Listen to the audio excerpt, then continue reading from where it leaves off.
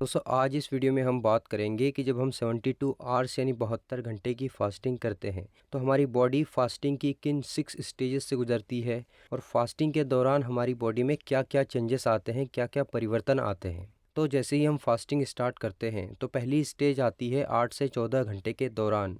इस दौरान बॉडी का ब्लड शुगर लेवल स्टेबल होने लगता है। ब्लड में अगर शुगर बढ़ी हुई है तो वो नॉर्मल होने लगती है, क्योंकि फास्टिंग स्टार्ट करते ही पहली फेज़ में बॉडी शुगर को यूज़ करती है। जिससे पहले ब्लड में उपस्थित शुगर को यूज़ किया जाता है एनर्जी के लिए। फिर लीवर और मसल्स में ग्लाइकोजन के रूप में स्टोर जो शुगर है उसको यूज़ किया जाता है, जिससे आपका ब्लड शुगर लेवल स्टेबल होता है। बढ़ी हुई शुगर का लेवल नीचे आता है। अब ये शुगर आती कहाँ से है? देखिए, जब हम कुछ खाते हैं तो बॉडी हमारे खाने को तोड़कर ग्लूकोज में बदलती है, और ग्लूकोज ही शुगर है। जिस तरह से गाड़ी को चलाने के लिए पेट्रोल चाहिए होता है, उसी तरह से बॉडी को चलाने के लिए ग्लूकोज चाहिए होता है। अपने नॉर्मल फंक्शंस को करने के लिए, दिन भर के काम करने के लिए बॉडी का जो फ्यूल या पेट्रोल है वो शुगर है। तो 8 से 14 घंटे में बॉडी शुगर को यूज़ करती है। जैसे जैसे बॉडी का शुगर स्टोरेज ख़त्म होने लगता है तो बॉडी धीरे धीरे एनर्जी के लिए फ़ैट का इस्तेमाल भी करने लगती है। तो ये वो फ़ैट या चर्बी है जो बॉडी में स्टोर्ड है ज़्यादा खाने की वजह से। जब कोई व्यक्ति अपनी डेली कैलोरी रिक्वायरमेंट से ज़्यादा खाता है तो यह एक्स्ट्रा कैलोरी बॉडी में फ़ैट के रूप में स्टोर हो जाती है, और इमरजेंसी में इस्तेमाल के लिए इस फ़ैट को रिज़र्व के तौर पर रखा जाता है, ताकि जब आपको खाना कम मिले तो बॉडी इसे एनर्जी के लिए इस्तेमाल कर सके। तो जैसे ही बॉडी का ग्लाइकोजन रिज़र्व कम होता है तो बॉडी 50% ग्लूकोज का इस्तेमाल करती है और 50% फ़ैट का इस्तेमाल कर रही होती है। ये वो स्टेज है जिसमें बॉडी का फ्यूल सोर्स ग्लूकोज से धीरे धीरे फ़ैट पर शिफ्ट हो रहा होता है, जिससे बॉडी का फ़ैट भी बर्न हो रहा होता है। इस समय आपको फूड की क्रेविंग भी होने लगती है। अगर आप पहले से ही मोटे हैं तो आपको और ज़्यादा फूड क्रेविंग होगी, क्योंकि मोस्टली मोटे लोगों का शरीर ग्लूकोज पर ही चलता है।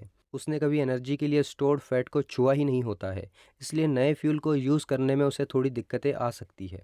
क्योंकि ग्लाइकोजन को एनर्जी के लिए यूज़ करना आसान होता है कंपेयर टू फैट। अगली स्टेज आती है 14 से 24 घंटे के दौरान। इस समय आपकी बॉडी यूज़ टू हो चुकी होती है फ़ैट को एज ए फ्यूल सोर्स इस्तेमाल करने के लिए। अब बॉडी को फ़ैट अच्छा लगने लगता है। इसे बॉडी का प्रीमियम फ्यूल भी कहा जा सकता है, जिसे कीटोन्स के नाम से जाना जाता है। और शुगर से बनने वाला फ्यूल ग्लूकोज होता है, और ग्लूकोज एक नॉर्मल फ्यूल है। तो आपकी बॉडी इस प्रीमियम फ्यूल को यूज़ कर रही होती है। इसमें लीवर भी बॉडी की मदद करता है और फैट को तेज़ी से कीटोन्स में बदलने लगता है, जिसका रिज़ल्ट ये निकलता है कि अब आपकी क्रेविंग्स भी ख़त्म हो जाती है।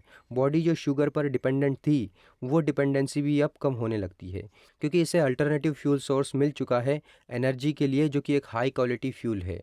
अगर आपने इस बात को नोटिस किया होगा तो हम देखते हैं कि पतले लोग अपनी भूख को आसानी से कंट्रोल कर लेते हैं, लेकिन मोटे लोगों को भूख कंट्रोल करना मुश्किल होता है। ऐसा इसलिए होता है क्योंकि वो हमेशा अपनी बॉडी को ग्लूकोज पर ही चलाता है, कभी भूखा ही नहीं रहता है। यही रिज़ल्ट है कि वो आज मोटा है। इसलिए ग्लूकोज कम होते ही उसे बहुत ज़्यादा बेचैनी होने लगती है। उसका कोई काम करने में भी मन नहीं लगता है, भूख कंट्रोल करना मुश्किल हो जाती है।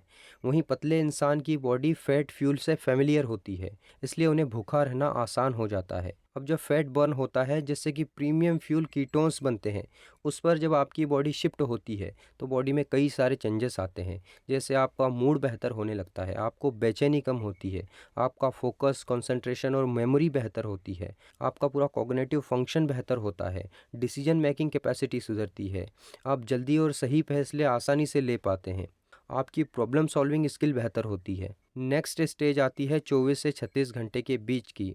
ये प्रोलॉन्ग फास्टिंग में आ जाता है। इस समय आपकी बॉडी फुल कीटो स्टेट में होती है, क्योंकि बॉडी का ग्लाइकोजन रिजर्व पूरी तरह से ख़त्म हो चुका होता है। अब बॉडी तेज़ी से फैट को बर्न करती है और लीवर द्वारा भी कीटोन्स बनाए जाते हैं।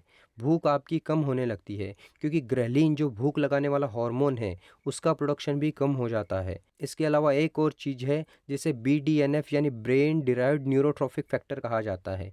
इसका लेवल भी आपकी बॉडी में तेज़ी से बढ़ने लगता है।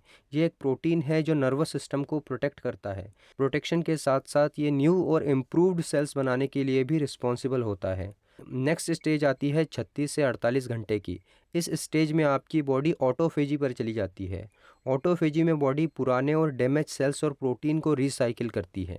हमारी बॉडी में रोज़ाना एजीई मॉलिक्यूल्स बनते रहते हैं, जिसे एडवांस ग्लाइकेशन एंड प्रोडक्ट कहा जाता है, जो कि शुगर और फैट या शुगर और प्रोटीन के साथ में मिलकर बनते हैं। और ये बहुत ज़्यादा स्टिकी होते हैं, हमारी बॉडी के लिए हार्मफुल होते हैं। ये हमारी आर्टरीज़ को भी क्लॉग कर सकते हैं, हमारी पूरी बॉडी में जाम क्रिएट करते हैं। तो इन हार्मफुल एजीई मॉलिक्यूल्स को भी बॉडी से साफ़ किया जाता है। आपकी बॉडी में पूरा सफाई का काम चल रहा होता है। अनवांटेड और डैमेज प्रोटीन्स और सेल्स को बाहर निकाला जाता है। इनमें से कुछ को पूरी तरह से एक्सक्रीट आउट कर दिया जाता है और कुछ को रिसाइकिल करके इन्हीं से नए प्रोटीन बनाए जाते हैं। और ऑटोफेजी के बारे में एक हैरान करने वाली बात यह है कि कई रिसर्चेस ये बताती है कि ऑटोफेजी के दौरान अगर आपकी बॉडी में कैंसर सेल्स भी है तो ऑटोफेजी इन कैंसर सेल्स को भी ख़त्म करती है, यानी इससे कैंसर को भी ठीक किया जा सकता है। ऑक्सीडेटिव स्ट्रेस में भी कमी आती है। ऑक्सीडेटिव स्ट्रेस एक्चुअली में आपके शरीर में पॉल्यूटेड एयर जाने की वजह से होती है। जब बॉडी में पॉल्यूटेड एयर जाती है तो इससे फ्री रेडिकल्स बनते हैं। ये फ्री रेडिकल्स ऑक्सीजन के अनस्टेबल मॉलिक्यूल्स होते हैं, जो आपकी बॉडी में फ्रीली मूव करते हैं, जो आपके बॉडी सेल्स को डैमेज करते हैं, नुकसान पहुंचाते हैं। तो फास्टिंग करने से ऑक्सीडेटिव स्ट्रेस भी कम होता है, जिससे क्रोनिक डिजीज़ जैसे अल्जाइमर और क्रोनिक स्वेलिंग से बचा जा सकता है। नेक्स्ट है स्टेज 5, जो 40 से 48 घंटों के बीच में आती है। इस पॉइंट में बॉडी की इंसुलिन सेंसिटिविटी बेहतर होती है। सेल्स इंसुलिन के प्रति ज़्यादा सेंसिटिव हो जाते हैं, जिससे इंसुलिन रेजिस्टेंस में भी इम्प्रूवमेंट आता है। अब दोस्तों, फास्टिंग के बारे में एक कॉमन मिसकंसेप्शन है और वो ये है कि इससे मसल लॉस होता है। बट दोस्तों, एक्चुअली में फास्टिंग तो मसल्स को प्रोटेक्ट करती है। ऐसा इसलिए होता है क्योंकि प्रोलॉन्ग फास्टिंग के दौरान बॉडी में ग्रोथ हार्मोन का लेवल बहुत ज़्यादा बढ़ जाता है। साथ ही जब बॉडी ऑटोफेजी मोड में जाती है तो कई सारे डैमेज प्रोटीन्स को तोड़कर न्यू प्रोटीन्स बनाती है, जिससे नए मसल्स बनते हैं, जिसे प्रोटीन स्पैरिंग कहा जाता है। नेक्स्ट है स्टेज 6, जो 60 से 72 घंटे के दरमियान आती है। इस स्टेज में बॉडी का इम्यून सिस्टम पीक पर होता है।